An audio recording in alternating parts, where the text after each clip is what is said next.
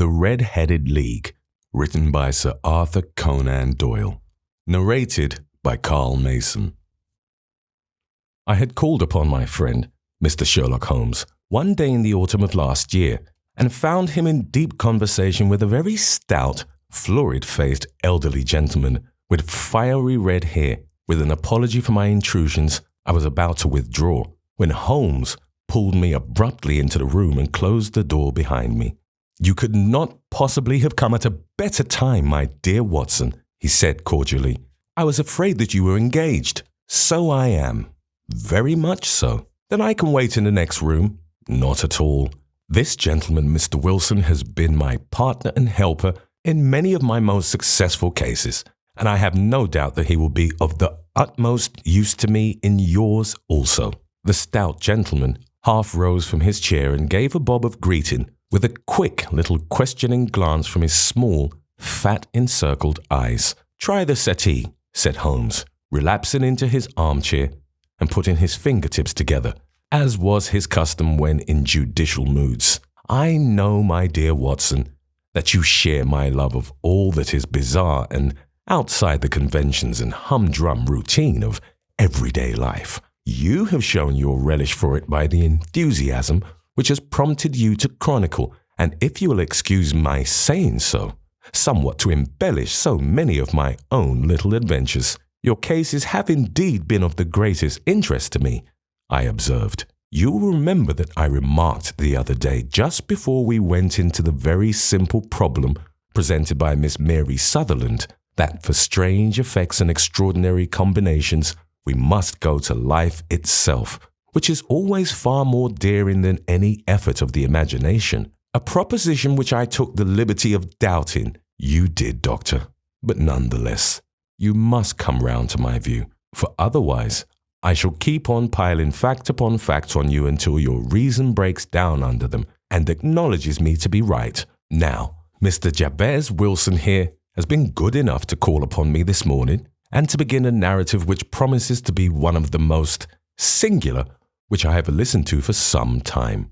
You have heard me remark that the strangest and most unique things are very often connected not with the larger, but with the smaller crimes, and occasionally, indeed, where there is room for doubt whether any positive crime has been committed. As far as I have heard, it is impossible for me to say whether the present case is an instance of crime or not, but the course of events is certainly among the most singular that I have ever listened to.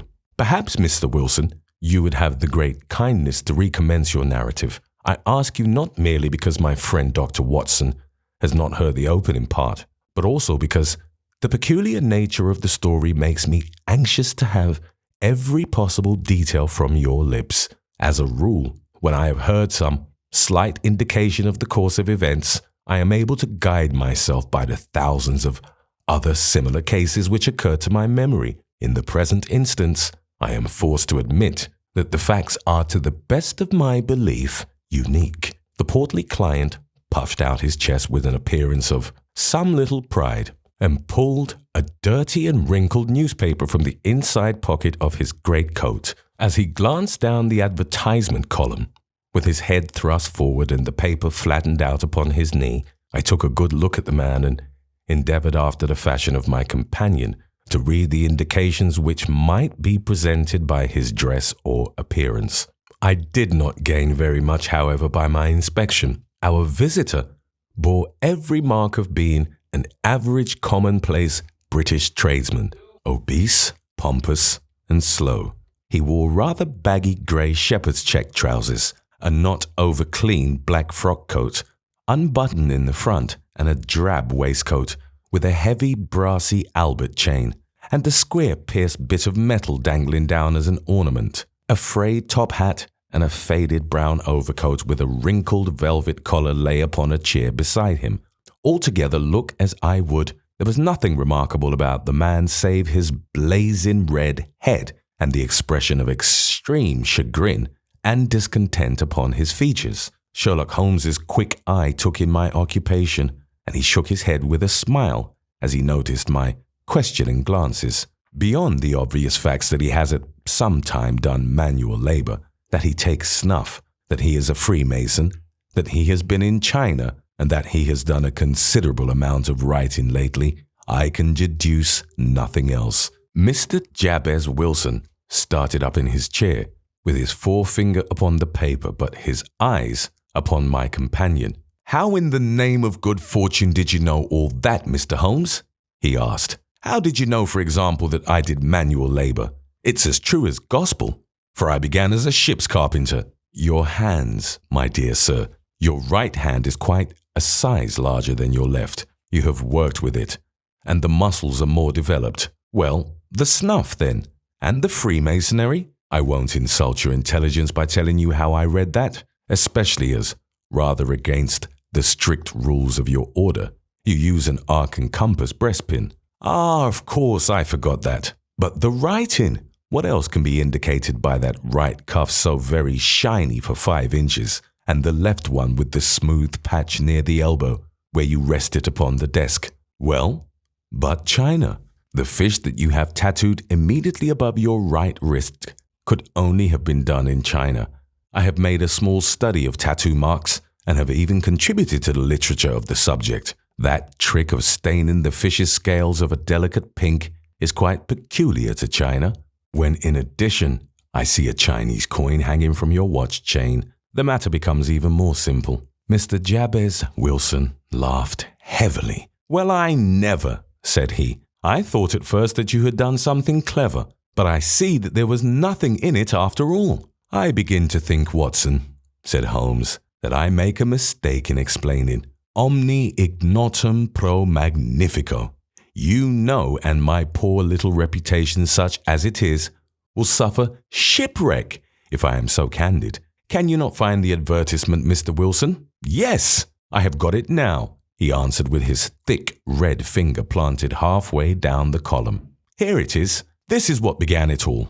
You just read it for yourself, sir." I took the paper from him and read as follows. "To the Red-Headed League, on account of the bequest of the late Ezekiah Hopkins of Lebanon, Pennsylvania, USA, there is now another vacancy open which entitles a member of the League to a salary of £4 a week for purely nominal services. All red-headed men who are sound in body and mind and above the age of 21 years are eligible. Apply in person on Monday at 11 o'clock to Duncan Ross at the offices of the League, 7 Pope's Court, Fleet Street." "What on earth does this mean?"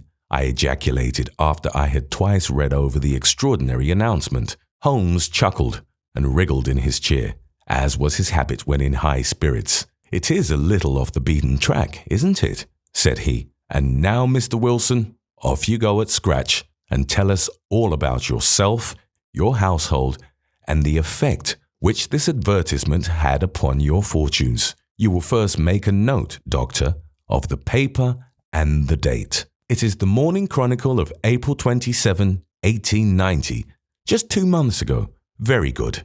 Now, Mr. Wilson?" "Well, it is just as I have been telling you, Mr. Sherlock Holmes," said Jabez Wilson, mopping his forehead.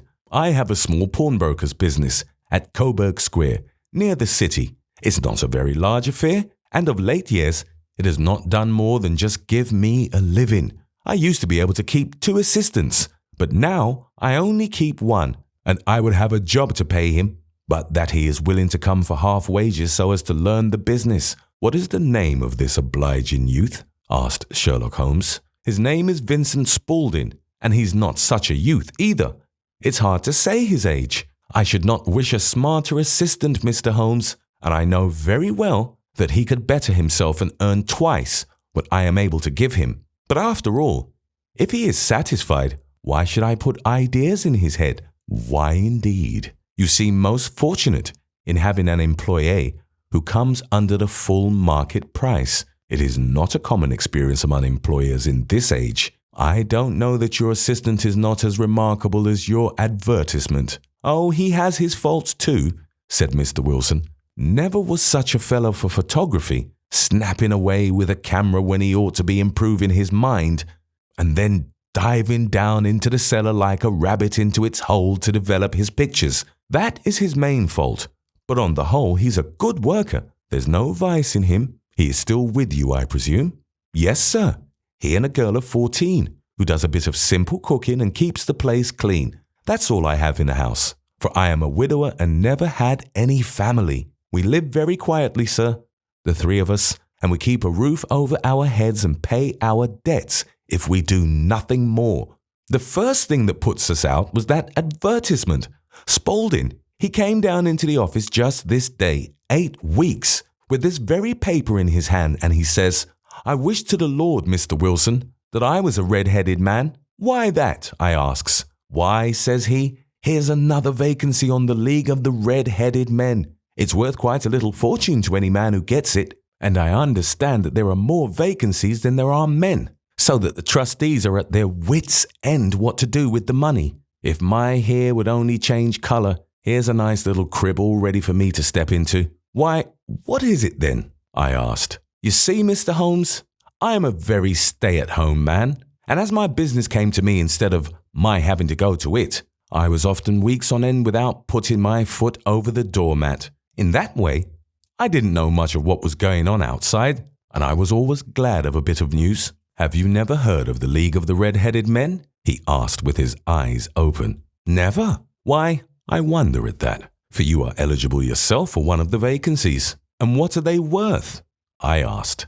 "Oh, merely a couple of hundred a year, but the work is slight, and it need not interfere very much with one's other occupations." Well, you can easily think that made me prick up my ears, for the business has not been over good for some years, and an extra couple of hundred would have been very handy. "Tell me all about it," said I. "Well," said he, showing me the advertisement, "you can see for yourself that the League has a vacancy, and there is the address where you should apply for particulars. As far as I can make out, the League was founded by an American millionaire, Ezekiah Hopkins, who was very peculiar in his ways.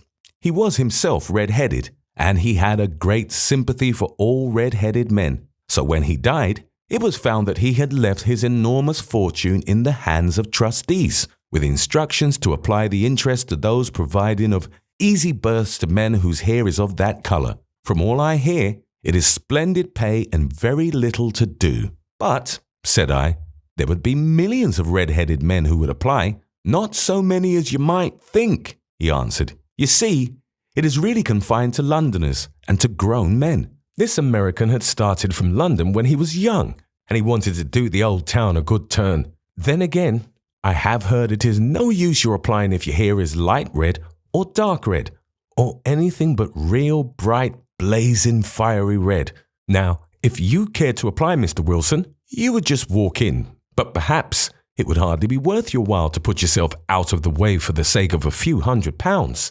Now, it is a fact, gentlemen, as you may see for yourselves, that my hair is of a very full and rich tint, so that it seemed to me that if there was to be any competition in the matter, I stood as good a chance as any man that I had ever met. Vincent Spaulding seemed to know so much about it that I thought he might prove useful, so I just ordered him to put up the shutters for the day and to come right away with me. He was very willing to have a holiday, so we shut the business up and started off for the address that was given us in the advertisement. I never hoped to see such a sight as that again, Mr. Holmes. From north, south, east, and west, every man who had a shade of red in his hair had tramped into the city to answer the advertisement. Fleet Street was choked with red-headed folk, and Pope's Court looked like a coster's orange barrow. I should not have thought there were so many in the whole country as were brought together by that single advertisement. Every shade of colour they were: straw, lemon, orange, brick, Irish setter, liver, clay. But as Spaulding said, there were not many who had the real vivid flame-coloured tint. When I saw how many were waiting, I would have given it up in despair. But Spaulding would not hear of it. How he did it I could not imagine, but he pushed and pulled and butted until he got me through the crowd and right up to the steps which led to the office. There was a double stream upon the stair, some going up in hope and some coming back dejected. But we wedged in as well as we could and soon found ourselves in the office. "Your experience has been a most entertaining one," remarked Holmes, as his client paused and refreshed his memory with a huge pinch of snuff. "Pray continue your very interesting statement." There was nothing in the office but a couple of wooden chairs and a deal table, behind which sat a small man with a head that was even redder than mine. He said a few words to each candidate as he came up, and then he always managed to find some fault in them which would disqualify them.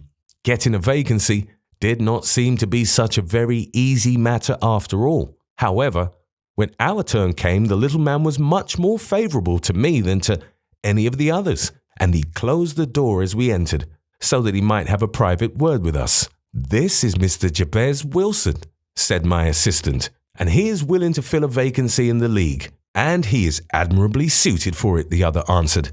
"He has every requirement. I cannot recall when I have seen anything so fine." He took a step backward, cocked his head on one side, and gazed at my hair until I felt quite bashful. Then suddenly he plunged forward, wrung my hand, and congratulated me warmly on my success. "It would be injustice to hesitate," said he. "You will, however, I am sure, excuse me for taking an obvious precaution." With that, he seized my hair in both his hands and tugged until I yelled with the pain. "There is water in your eyes," said he as he released me. "I perceive that all is as it should be, but we have to be careful, for we have twice been deceived by wigs and once by paint. I could tell you tales of cobbler's wax which would disgust you with human nature." He stepped over to the window and shouted through it at the top of his voice that the vacancy was filled. A groan of disappointment came up from below, and the folk all trooped away in different directions until there was not a red head to be seen except my own and that of the manager. "My name," said he, "is Mr. Duncan Ross, and I am myself one of the pensioners upon the fund left by our noble benefactor. Are you a married man, Mr. Wilson? Have you a family?" I answered that I had not. His face fell immediately. "Dear me," he said gravely, "that is very serious indeed. I am sorry to hear you say that. The fund was, of course, for the propagation and spread of the redheads as well as for their maintenance. It is exceedingly unfortunate that you should be a bachelor." My face lengthened at this, Mr. Holmes, for I thought that I was not to have the vacancy after all. But after thinking it over for a few minutes, he said that it would be all right. "In the case of another," said he, "the objection might be fatal, but we must stretch a point in favour of a man with such a head of hair as yours. When shall you be able to enter upon your new duties?" "Well, it is a little awkward, for I have a business already," said I. "Oh, never mind about that, Mr. Wilson," said Vincent Spaulding. "I should be able to look after that for you." "What would be the hours?" I asked. 10 to 2. Now, a pawnbroker's business is mostly done of an evening, Mr. Holmes, especially Thursday and Friday evening, which is just before payday, so it would suit me very well to earn a little in the mornings. Besides, I knew that my assistant was a good man, and that he would see to anything that turned up. "That would suit me very well," said I, "and the pay is £4 a week. And the work is purely nominal." "What do you call purely nominal?" "Well, you have to be in the office or at least in the building the whole time. If you leave, you forfeit your whole position forever. The will is very clear upon that point. You don't comply with the conditions if you budge from the office during that time. It's only 4 hours a day, and I should not think of leaving," said I. "No excuse will avail," said Mr. Duncan Ross. "Neither sickness nor business nor anything else. There you must stay or you lose your billet. And the work is to copy out the Encyclopædia Britannica. There is the first volume of it in that press. You must find your own ink, pens, and blotting paper, but we provide this table and chair.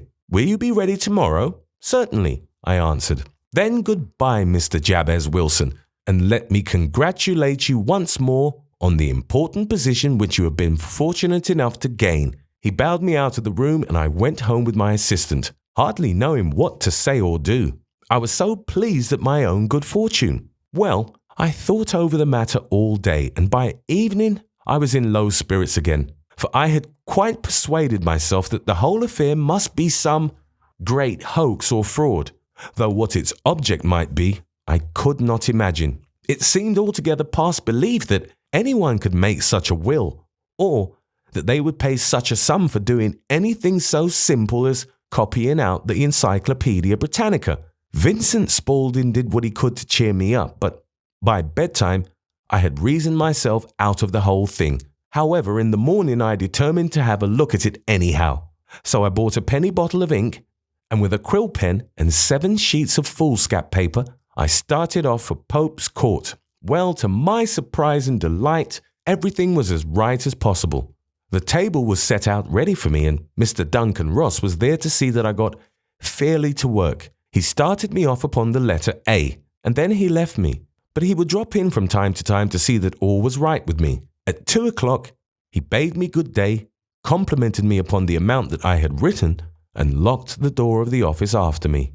This went on day after day, Mr. Holmes, and on Saturday the manager came in and planked down 4 golden sovereigns for my week's work. It was the same next week and the same the week after. Every morning I was there at 10, and every afternoon I left at 2. By degrees, Mr. Duncan Ross took to coming in only once of a morning, and then after a time, he did not come in at all. Still, of course, I never dared to leave the room for an instant, for I was not sure when he might come, and the billet was such a good one and suited me so well that I would not risk the loss of it. 8 weeks passed away like this, and I had written about abbots and archery and armour and architecture and Attica, and hoped with diligence that I might get on to the B's before very long. It cost me something in foolscap, and I had pretty nearly filled a shelf with my writings. And then, suddenly, the whole business came to an end. To an end? Yes, sir. And no later than this morning. I went to my work as usual at 10 o'clock, but the door was shut and locked, with a little square of cardboard hammered onto the middle of the panel with a tack. Here it is, and you can read it for yourself. He held up a piece of white cardboard about the size of a sheet of notepaper. It read in this fashion: "The Red-Headed League is dissolved. October 9, 1890. Sherlock Holmes and I surveyed this curt announcement and the rueful face behind it until the comical side of the affair so completely overtopped every other consideration that we both burst out into a roar of laughter. I cannot see that there is anything very funny," cried our client, flushing up to the roots of his flaming head. "If you can do nothing better than laugh at me, I can go elsewhere." "No, no," cried Holmes, shoving him back into the chair from which he had half risen. "I really wouldn't miss your case for the world. It is most refreshingly unusual. But there is, if you will excuse my saying so, something just a little funny about it. Pray, what steps did you take when you found the card upon the door?" "I was staggered, sir. I did not know what to do. Then I called at the offices round, but none of them seemed to know anything about it. Finally, I went to the landlord, who is an accountant living on the ground floor, and I asked him if he could tell me what had become of the Red-Headed League. He said that he had never heard of any such body. Then I asked him who Mr. Duncan Ross was. He answered that the name was new to him. 'Well,' said I, 'the gentleman at number 4. "'What, the red-headed man?' "'Yes.' "'Oh,' said he, 'his name was William Morris. He was a solicitor, and was using my room as a temporary convenience until his new premises were ready. He moved out yesterday.' "'Where could I find him?' "'Oh, at his new offices. He did tell me the address. Yes, 17 King Edward Street, near St. Paul's. I started off, Mr. Holmes, but when I got to that address, it was a manufactory of artificial kneecaps, and no one in it had ever heard of either Mr. William Morris or Mr. Duncan Ross.' "'And what did you do then?' asked Holmes. "'I went home to Saxe Coburg Square, and I took the advice of my assistant, but he could not help me in any way. He could only say that if I waited, I should hear by post. But that was not quite good enough, Mr. Holmes. I did not wish to lose such a place without a struggle, so as I had heard that you were good enough to give advice to poor folk who were in need of it, I came right away to you.' "'And you did very wisely,' said Holmes. 'Your case is an exceedingly remarkable one, and I shall be happy to look into it. From what you have told me, I think that it is possible that graver issues hang from it than might at first sight appear.' "'Grave enough,' said Mr. Jabez Wilson. 'Why, I have lost £4 a week, as far as you are personally concerned,' remarked Holmes. 'I do not see that you have any grievance against this extraordinary league. On the contrary, you are, as I understand, richer by some £30, to say nothing of the minute knowledge which you have gained on every subject which comes under the letter A. You have lost nothing by them.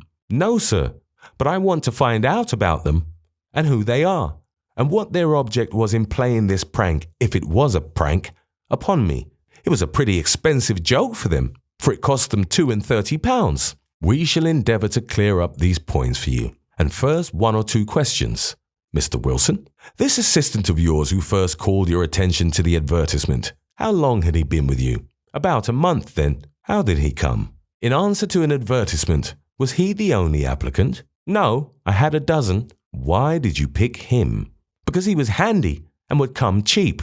At half the wages, in fact. Yes. What is he like, this Vincent Spaulding? Small, stout-built, very quick in his ways, no hair on his face, though he's not short of 30, has a white splash of acid upon his forehead. Holmes sat up in his chair in considerable excitement. I thought as much, said he. Have you ever observed that his ears are pierced for earrings? Yes, sir. He told me that a gypsy had done it for him when he was a lad. Said Holmes, sinking back in deep thought. He is still with you? Oh, yes, sir. I have only just left him. And has your business been attended to in your absence? Nothing to complain of, sir. There's never very much to do of a morning. That will do, Mr. Wilson. I shall be happy to give you an opinion upon the subject in the course of a day or 2. Today is Saturday, and I hope that by Monday we may come to a conclusion. Well, Watson, said Holmes when our visitor had left, what do you make of it all? I make nothing of it, I answered frankly. It is a most mysterious business. As a rule, said Holmes, the more bizarre a thing is, the less mysterious it proves to be.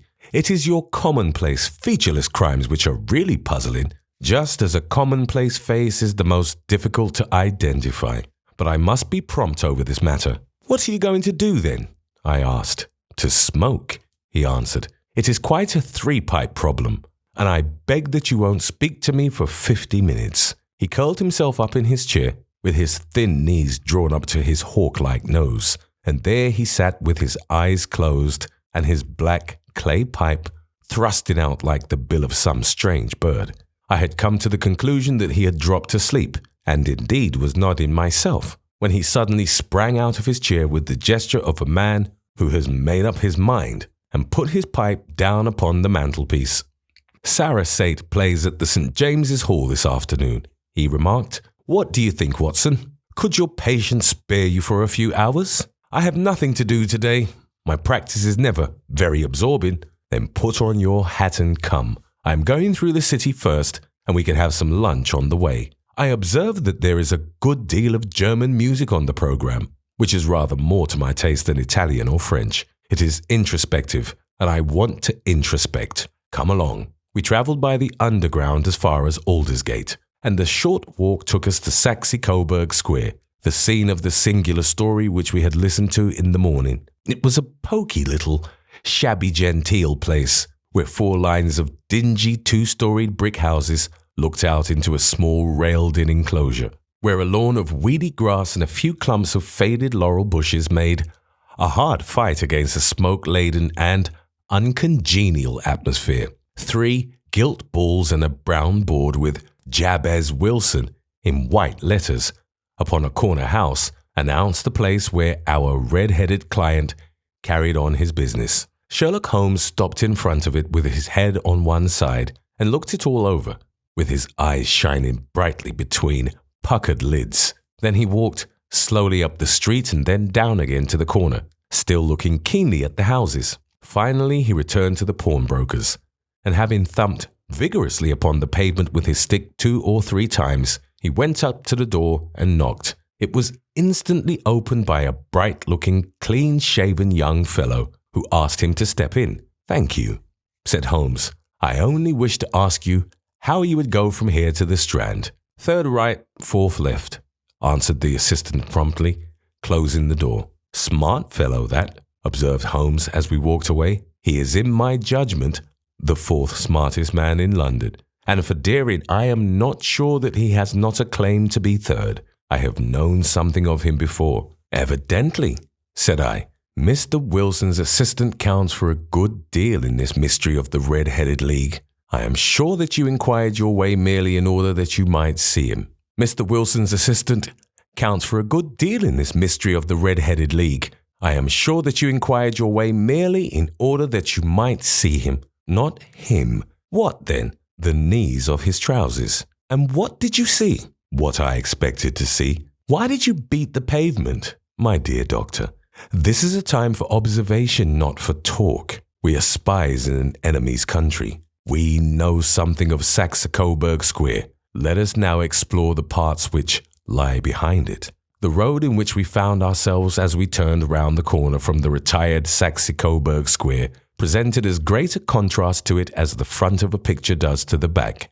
It was one of the main arteries which conveyed the traffic of the city to the north and west. The roadway was blocked with the immense stream of commerce flowing in a double tide inward and outward, while the footpaths were black with the hurrying swarm of pedestrians. It was difficult to realize as we looked at the line of fine shops and stately business premises that they really abutted on the other side upon the faded and stagnant square which we had just quitted. Let me see, said Holmes, standing at the corner and glancing along the line. I should like just to remember the order of the houses here. It is a hobby of mine to have an exact knowledge of London. There is Mortimer's, the tobacconist, the little newspaper shop, the Coburg branch of the City and Suburban Bank, the vegetarian restaurant, and McFarlane's carriage building depot. That carries us right on to the other block. And now, Doctor, we've done our work, so it's time we had some play. A sandwich and a cup of coffee, and then off to Violin Land, where all is sweetness and delicacy and harmony, and there are no red-headed clients to vex us with their conundrums. My friend was an enthusiastic musician, being himself not only a very capable performer, but a composer of no ordinary merit. All the afternoon he sat in the stalls wrapped in the most perfect happiness, gently waving his long, thin fingers in time to the music, while his gently smiling face and his languid, dreamy eyes were as unlike those of Holmes the sleuth-hound, Holmes the relentless, keen-witted, ready-handed criminal agent, as it was possible to conceive. In his singular character, the dual nature alternately asserted itself, and his extreme exactness and astuteness represented, as I have often thought, the reaction against the poetic and contemplative mood which occasionally predominated in him. The swing of his nature took him from extreme languor to devouring energy, and as I knew well, he was never so truly formidable as when, for days on end, he had been lounging in his armchair amid his improvisations and his black-letter editions. Then it was that the lust of the chase would suddenly come upon him, and that his brilliant reasoning power would rise to the level of intuition, until those who were unacquainted with his methods would look askance at him as on a man whose knowledge was not that of other mortals. When I saw him that afternoon so enwrapped in the music at St. James's Hall, I felt that an evil time might be coming upon those whom he had set himself to hunt down. "You want to go home, no doubt, Doctor," he remarked as we emerged. "Yes, it would be as well, and I have some business to do which will take some hours. This business at Coburg Square is serious." "Why serious?" "A considerable crime is in contemplation. I have every reason to believe that we shall be in time to stop it, but today being Saturday rather complicates matters. I shall want your help tonight." "At what time?" 10 will be early enough. I shall be at Baker Street at 10. "Very well. And I say, Doctor, there may be some little danger, so kindly put your army revolver in your pocket." He waved his hand, turned on his heel, and disappeared in an instant among the crowd.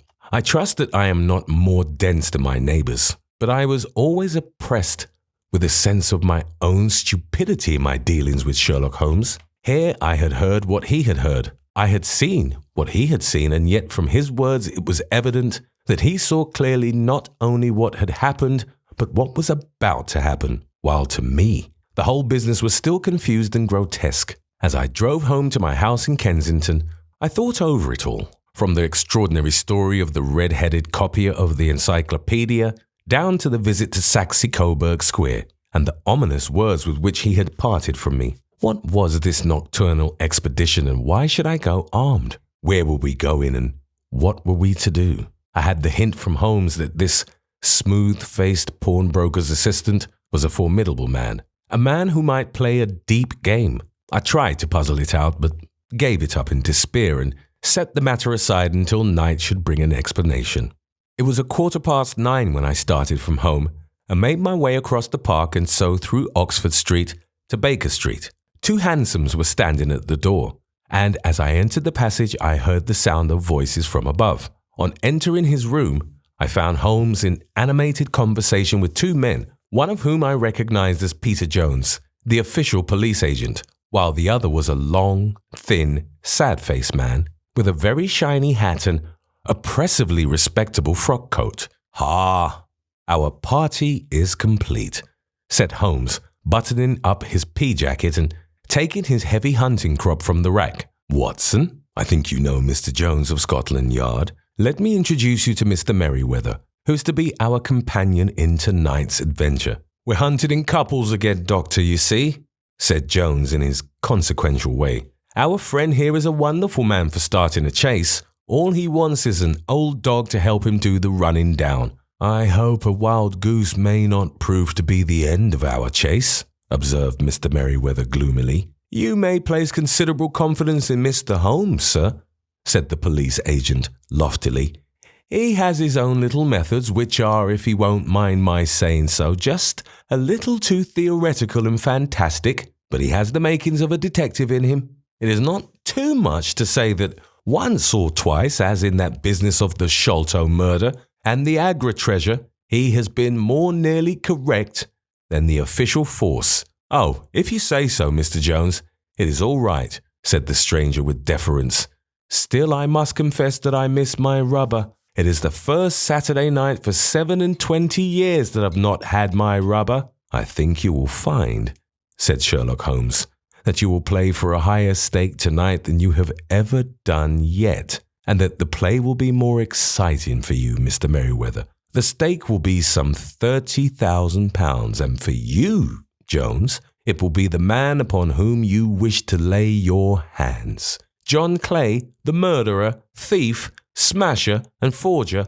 He's a young man, Mr. Merriweather, but he is at the head of his profession, and I would rather have my bracelets on him than on any criminal in London. He's a remarkable man, is young John Clay. His grandfather was a royal duke, and he himself has been to Eton and Oxford. His brain is as cunning as his fingers, and though we meet signs of him at every turn, we never know where to find the man himself. He'll crack a crib in Scotland one week and be raising money to build an orphanage in Cornwall the next. I've been on his track for years and have never set eyes on him yet. I hope that I may have the pleasure of introducing you tonight. I've had 1 or 2 little turns also with Mr. John Clay, and I agree with you that he is at the head of his profession.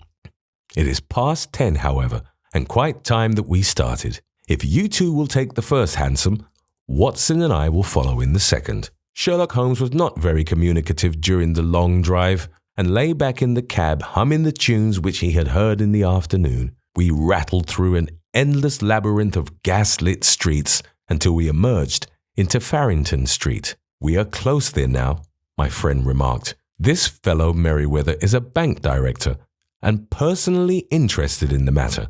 I thought it as well to have Jones with us also. He is not a bad fellow, though an absolute imbecile in his profession. He has one positive virtue. He is as brave as a bulldog and as tenacious as a lobster if he gets his claws upon anyone. Here we are, and they are waiting for us." We had reached the same crowded thoroughfare in which we had found ourselves in the morning. Our cabs were dismissed, and following the guidance of Mr. Merriweather, we passed down a narrow passage and through a side door, which he opened for us.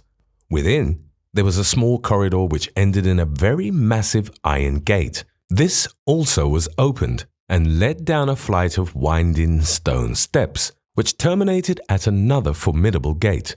Mr. Merriweather stopped to light a lantern, and then conducted us down a dark, earth-smelling passage, And so after opening a third door into a huge vault or cellar, which was piled all round with crates and massive boxes, you are not very vulnerable from above, Holmes remarked, as he held up the lantern and gazed about him. Nor from below, said Mr. Merriweather, striking his stick upon the flags which lined the floor. Why, dear me, it sounds quite hollow, he remarked, looking up in surprise.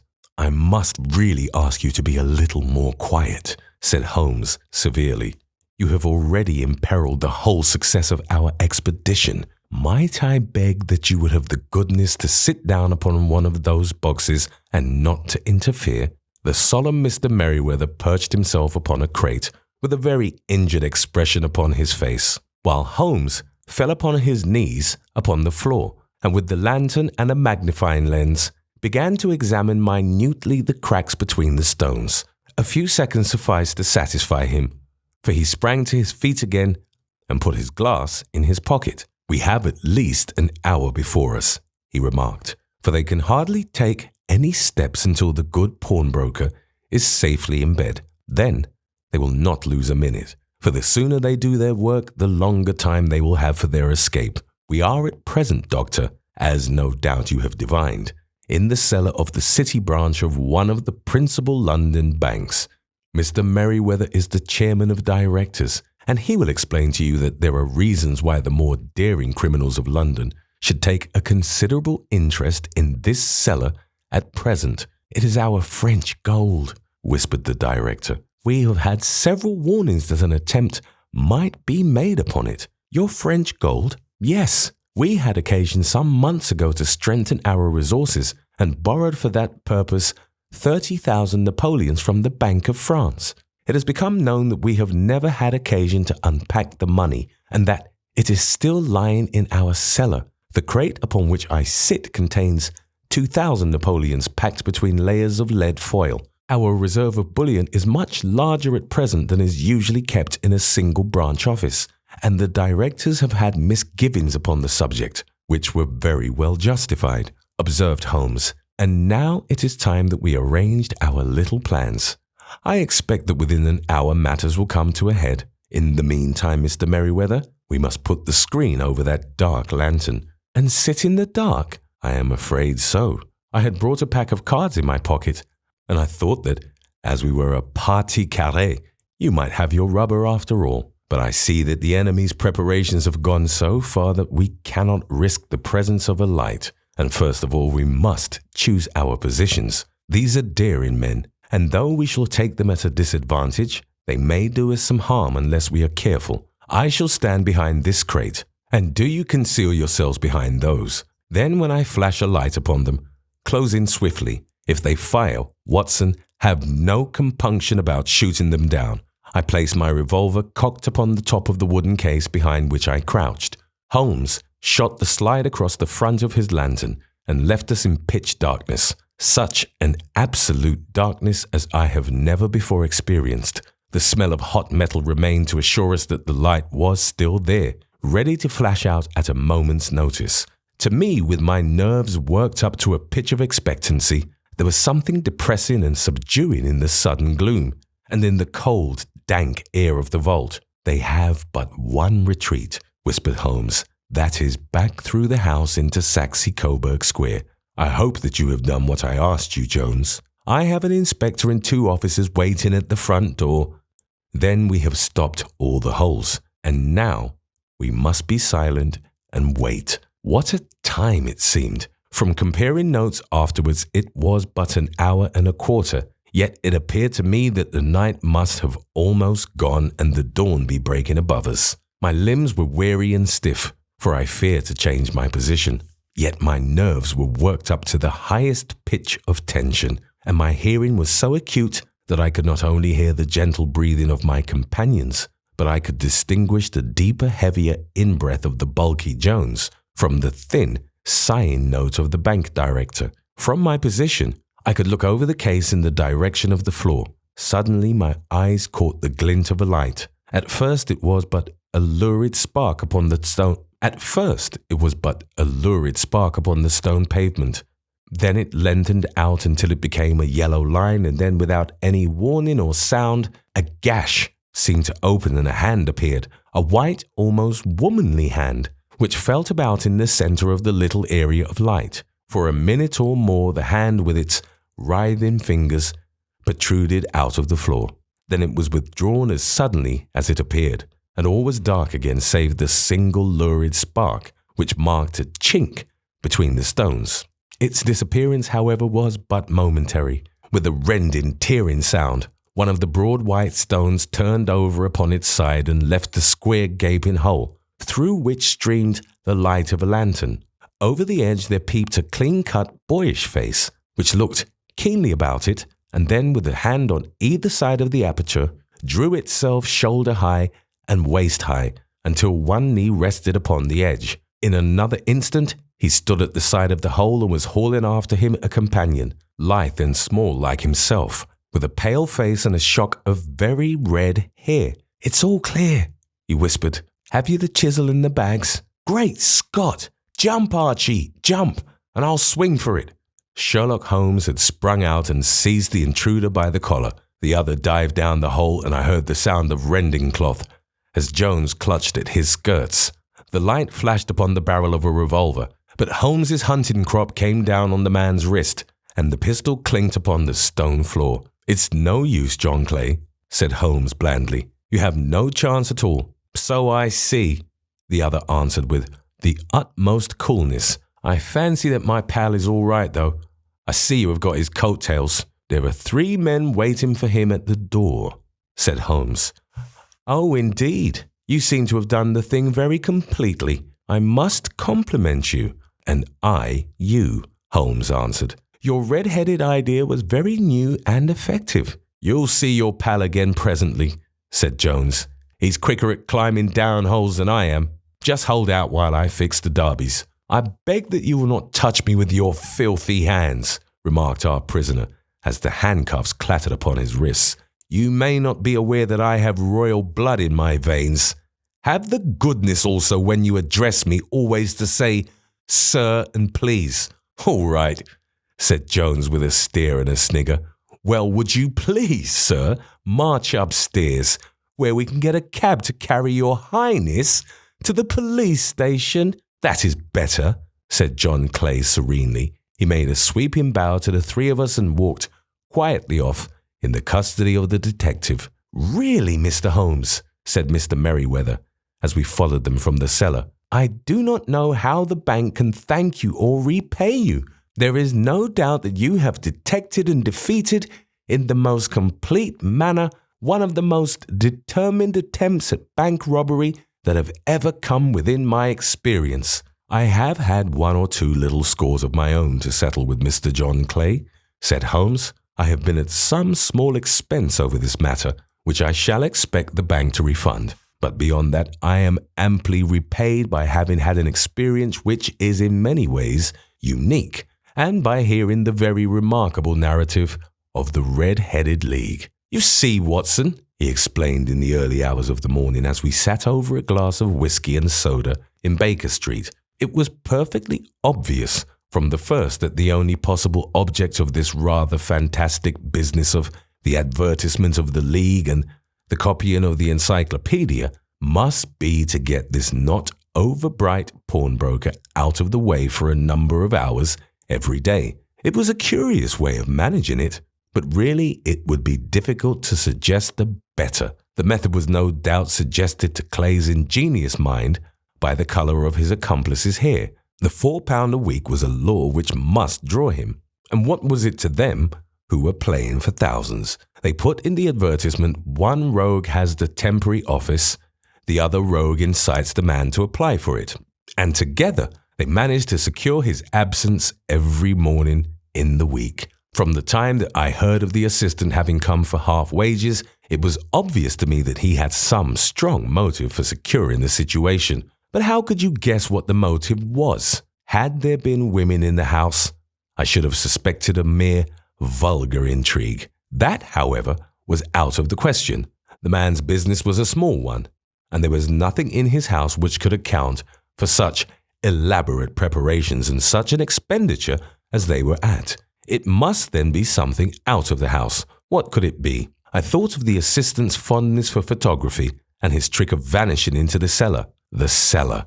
There was the end of this tangled clue. Then I made inquiries as to this mysterious assistant and found that I had to deal with one of the coolest and most daring criminals in London. He was doing something in the cellar, something which took many hours a day for months on end. What could it be? Once more, I could think of nothing save that he was running a tunnel to some other building. So far I had got when we went to visit the scene of action. I surprised you by beating upon the pavement with my stick. I was ascertaining whether the cellar stretched out in front or behind. It was not in front. Then I rang the bell, and as I hoped, the assistant answered it. We have had some skirmishes, but we had never set eyes upon each other before. I hardly looked at his face. His knees were what I wished to see. You must yourself have remarked how worn, wrinkled, and stained they were. They spoke of those hours of burrowing. The only remaining point was what they were burrowing for. I walked round the corner, saw the City and Suburban Bank abutted on our friend's premises, and felt that I had solved my problem. When you drove home after the concert, I called upon Scotland Yard and upon the chairman of the Bank of Directors, with the result that you have seen. And how could you tell that they would make their attempt tonight? I asked. Well, when they closed their league offices, that was a sign that they cared no longer about Mr. Jabez Wilson's presence. In other words, that they had completed their tunnel, but it was essential that they should use it soon, as it might be discovered, or the bullion might be removed. Saturday would suit them better than any other day, as it would give them 2 days for their escape. For all these reasons, I expected them to come tonight. You reasoned it out beautifully, I exclaimed in unfeigned admiration. It is so long a chain, and yet every link rings true. It saved me from ennui, he answered, yawning. Alas, I already feel it closing in upon me. My life is spent in one long effort to escape from the commonplaces of existence. These little problems help me to do so. And you are a benefactor of the race, said I. He shrugged his shoulders. Well, perhaps after all, it is of some little use, he remarked. L'homme c'est rien, l'œuvre c'est tout, as Gustave Flaubert wrote to George Sand.